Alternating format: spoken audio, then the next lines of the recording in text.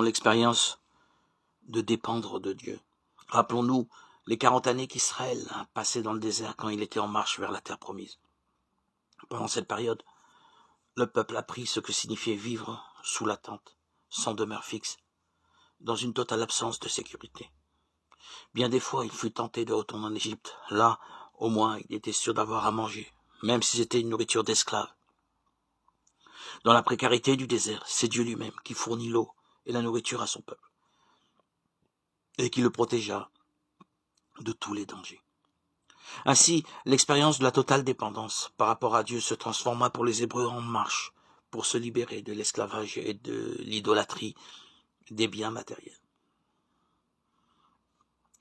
Les croyants se doivent aussi de revivre dans un effort de purification personnelle le même itinéraire spirituel en prenant conscience de la pauvreté, de la précarité de l'existence et en redécouvrant l'intervention providentielle du Seigneur qui nous invite à ouvrir les yeux sur les besoins de nos frères les plus nécessiteux.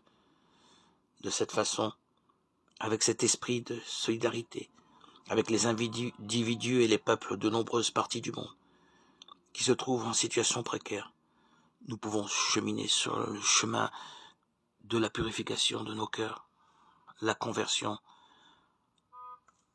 qui nous permet de rejoindre le Seigneur, de cheminer à ses côtés.